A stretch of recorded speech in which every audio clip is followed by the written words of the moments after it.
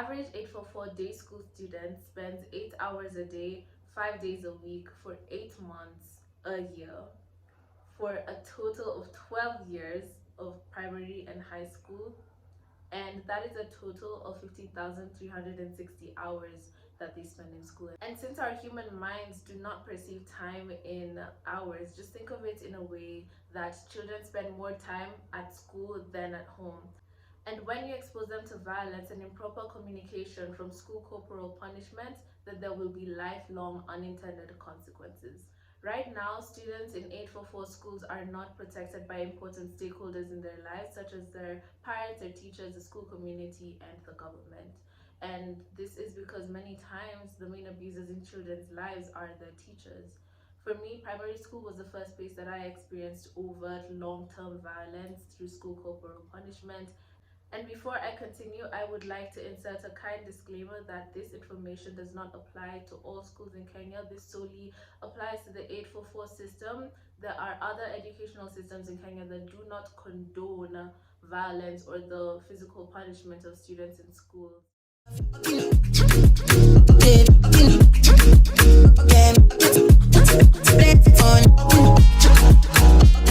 the first part of the school corporal punishment series, I talked about how Kenyan's 844 schools have a narrow discipline pathway and how the stakeholders are responsible for the barriers that surround school corporal punishment.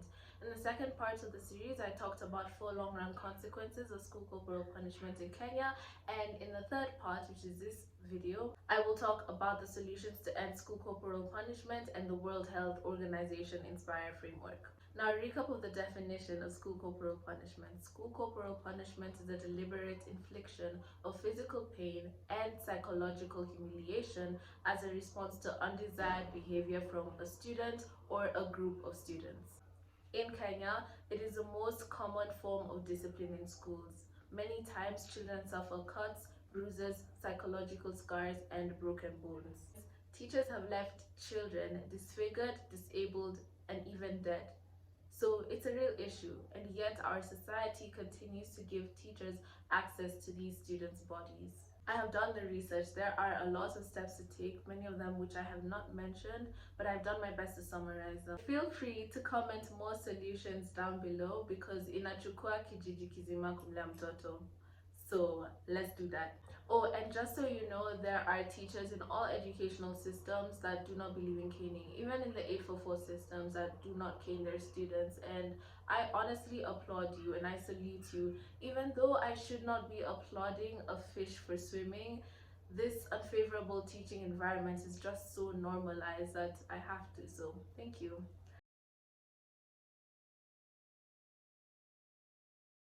The school management is in charge of establishing a safe environment for all students. And like I said in the first video, the board of directors does not care about the mistreatment of students in schools.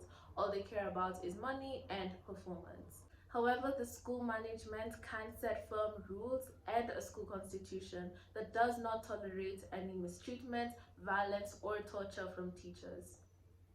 Verbal, physical, and emotional abuse should not be practiced, and the only form of discipline that should be practiced is positive discipline. There are many schools in Kenya that are good examples of enforcing these type of rules, so perhaps you should sit down and consult them. Another thing that the school management can do is to vet teachers.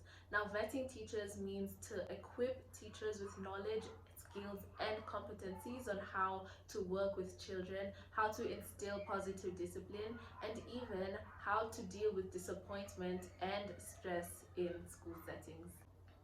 This will increase the overall quality of education and will foster better student-teacher relationships.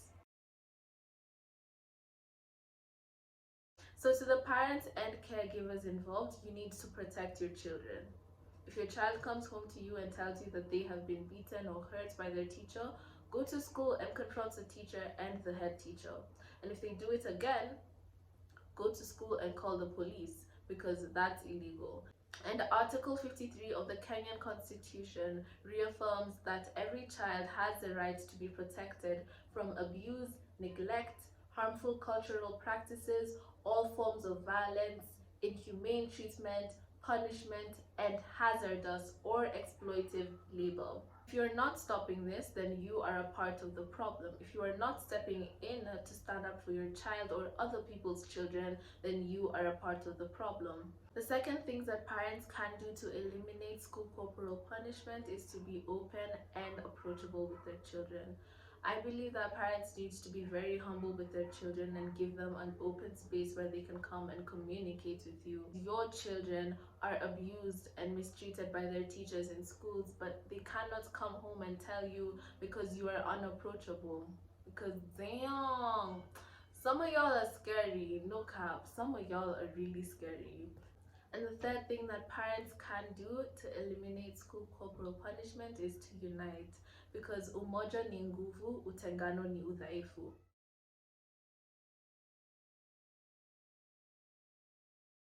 In some countries such as Tanzania, there is a law that states that students should only be caned if they have done something outrageous.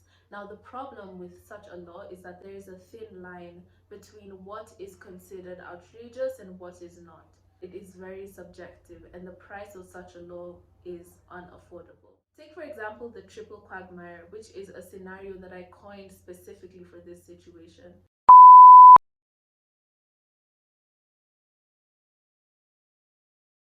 Now, in the Triple Quagmire, there are 3 students that are caught cheating by copying homework from another student.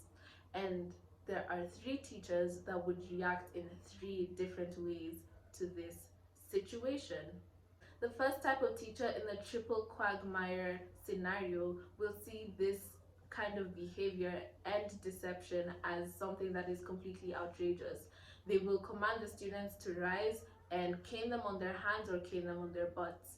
And this is a quintessential reaction from a typical 844 teacher. Second type of teacher in this situation will see this as a lazy and childish behavior.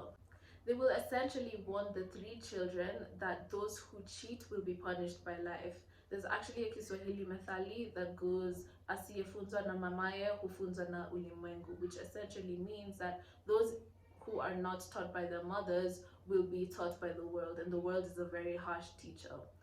The second teacher tests the children's morals and values. The third type of teacher in this scenario will say, oh, I see that you did not understand the homework that I gave, so I will spend the first 10 minutes reviewing what I taught and answering any questions. Boom. Problem solved.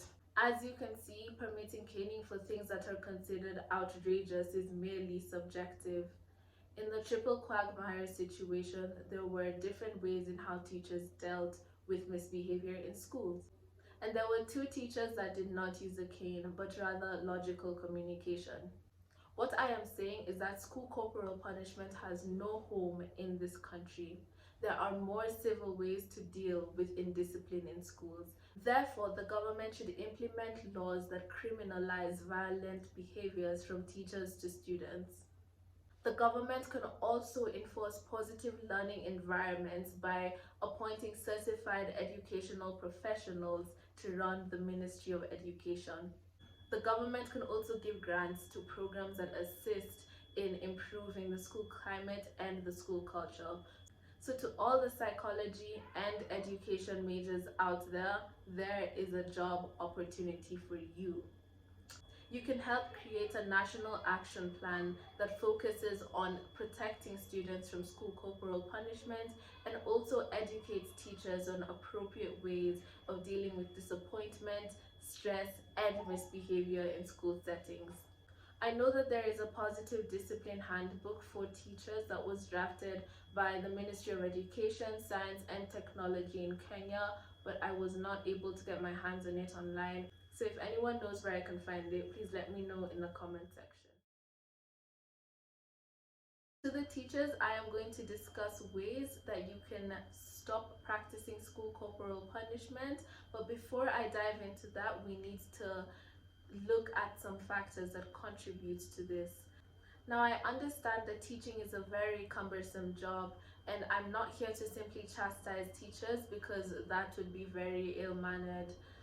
There are many things that make teachers stressed, especially in lower income countries where teachers do not have adequate training to teach students. Many teachers also do not have sufficient salaries to sustain themselves and their families, so I do not want to be insensitive to those factors. A study by Ssenyonga and Tobias Hecker highlighted that teachers in lower income countries are more likely to be overworked by large class sizes, amplified workloads, and unsupportive school environments. In low income countries, teachers are often underpaid and they are just trying to achieve financial security for themselves and for their families. So it is an understandable amount of pressure. But fear not, you mustn't resort to caning because positive discipline is here to save your life and our lives, and because we're all linked together. Positive discipline is a model that is based on the tenets of good behavior. It notes that there are no bad people or good people, they're just good behaviors and bad behaviors. It essentially talks about 4 types of discipline, which is reflection, penalties, reparation, and last resort. Reflection involves verbal warnings and infraction slips, where students' misbehavior is written on a slip and put in a discipline box for after school, weekend, or lunchtime detention. Penalties involve making students face consequences for their actions or offenses. They can clean the classroom, slash the grass, call the rain, get detention, or even demerits, which involve deducting a certain percentage of their grade. Reparation is used when there is damage to a third party. So, in this case, a student would give a public apology in front of the assembly, and one can also involve the parents by calling them to school. The last resort involves suspension or expulsion, which is a common disciplinary method that is used in most educational facilities. You should go read this 37-page article. It's free, it's online, and it is about positive discipline in Kenya by Donnet, Ogada, and Ibra, Haumara. It is just magnifique. So far, you have cooperated with how the cane slices your fingers. You have cooperated with teachers that smash their hands on your face, back, and thighs. You have cooperated with the inappropriate language and behavior from your students. And if you cannot transfer schools, then you obviously should not drop out of school. Wait, actually, you can drop out of school, but you shouldn't, because in our world, your value is intertwined with your education. Many times we have seen students committing arson. Many times we have seen students beating up their teachers. Students act this way because they have been provoked by the sickening punishment that they receive from their teachers. And the truth is, I do not support any form of violence because you cannot fight fire with fire. I also understand that it is difficult to tell a teacher not to touch you or to hurt you because our community and our culture winks at school corporal punishment as a form of discipline. I have a lot of empathy for the children across the country and across the world that are dealing with maltreatment from their teachers. And I hope that you know that the stakeholders in your lives will do what they can do to make things right for you. And the change might not happen in 2 days, it might not happen in 1 year, it might not even happen in the 8 years that you are in primary school. But the truth is that change will come. A positive change will come. Realistically, there is not much that you can do, especially at a societal level in an African culture where children and students have been silenced. The most that you can do is stage a peaceful protest and cross your fingers that the police will not tear gas you. Realistically and holistically speaking, there are a few of you educated children that know that there are a few seats at the top of this nation, and those few seats govern and control what happens in this country. And as we all know, those few seats have an expiration date. So if one day you find yourself among those people, you will unite and be able to eradicate the whole school corporal punishment system and enforce positive discipline in schools. It's very easy to exclude yourself from conversations that concern the safety of others, especially when it does not concern you. So call out school corporal punishment so that situations like this do not happen to the children of tomorrow. It's the whole community's responsibility to denounce school corporal punishment. Together we can change the ideas that glorify teachers that cane students. The last point of today is the World Health Organization Inspire framework that consists of 7 strategies to end violence against children. The Inspire framework was designed in such a way that each letter in the word inspire stands for a strategy to end violence against children. Here is a brief overview of the Inspire package for preventing and responding to violence against children. I, for implementation and enforcement of laws. It includes implementing laws that ban violent punishment of children from parents, teachers, or caregivers. N, for norms and values. It elucidates changing harmful social and gender norms. S, for safe environments. It encourages us to reduce the spread of violence and interrupt violent hotspots. P, for parent and caregiver support. It talks about welfare and social programs that are delivered by the community and the health sector. I, for income and economic strengthening. This approach is about providing finance through cash transfers and training. R is for response and support services. This conveys counseling and screening approaches that are provided by the health, justice, and social sectors. And lastly, E, for education and life skills. This approach talks about establishing safe and enabling school environments and improving children's and adolescents' knowledge about sexual abuse and intimate partner violence and how to protect themselves from it. Life evolves, society evolves, and we need to do that too. School corporal punishment is a byproduct of racial terrorism and colonization. And in Kenya, school corporal punishment is a classism issue. Students from public schools receive an unconscionably higher level of violence from their teachers than students in private schools. All children need to be treated with the same dignity and respect that human beings deserve regardless of their socioeconomic background. We need to redefine our system and redefine our future because the people of the future will judge us for the decisions that we make today. In this video essay, I mentioned how each group can participate in eradicating school corporal punishment. The school management can vet their teachers. The parents have strength in numbers. The government can implement laws that criminalize school corporal punishment. The teachers can enforce positive discipline instead of the traditional rage of the cane. And the whole community has the opportunity to avoid the damage, including you. Let us be selfless with our power and fill our students with inspiration and not aggression. Let us educate teachers on how to use positive discipline and not punitive discipline. And if you hear this and do not take it in a positive way,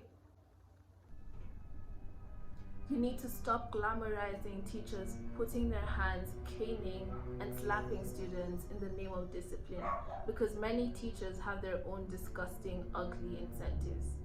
This is the last video in the school corporal punishment. Please feel free to comment your opinions on school corporal punishment in the comment section below. Feel free to share it, like, and subscribe for more video content.